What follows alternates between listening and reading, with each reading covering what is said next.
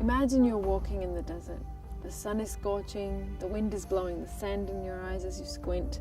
It feels like you're in an oven and you're dying of thirst. Suddenly you spot a well in the distance, and even though you're not sure if it's a mirage, you hurry over anyway. Eagerly you reach the well and take a look inside, only to realize that the water is stale and infested. It's useless.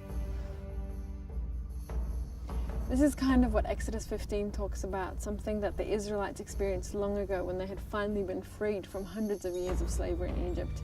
They flee from the land of bondage in a miraculous way, and now they find themselves in the wilderness.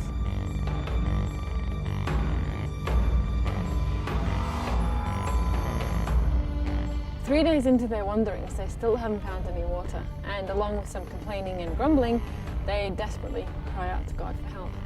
And along the way, they come to this place called Marah, and there they find water, but to their dismay, it's bitter. So it seems that they've come all this way just for nothing, freed from one thing just to die of another thing. Do you ever feel that way? Like you just managed to free yourself from one set of problems only to face another set? How many times have I thought to myself, oh, if only I hadn't done that, now I wouldn't be having to deal with this. And that's what the Israelites thought too. Oh, if only we hadn't left Egypt, now we wouldn't be dying of thirst in the desert.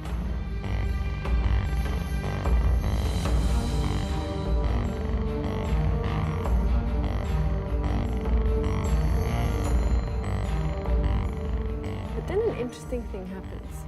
God points out to Moses, their leader, he points out a tree. And Moses takes a branch and puts it into the water, and the water is no longer bitter.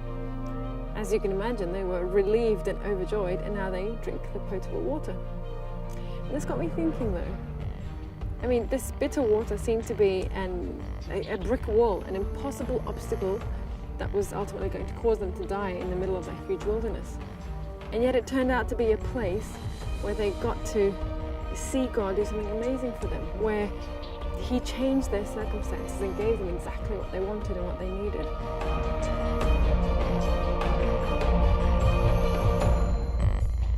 What if the things you and I are up against only seem to be obstacles? Is there something bitter in your life that you wish would be changed into something sweet? I know there is in mine, and yet at the same time I know that God has already turned some bitter things into some really sweet ones for me. If God can change bitter into sweet, then that water could have been sweet when they had first gotten there. But if that had happened, then none of this wonderful story would have taken place. This way they were involved in their own story. They played a part in this transformation from bitter to sweet. They participated in this incredible episode. Isn't it always more interesting to be a part of something rather than watch that something happen from the outside? Look around you at your life. Are there any bitter waters you're up against? If so, why not look up for help?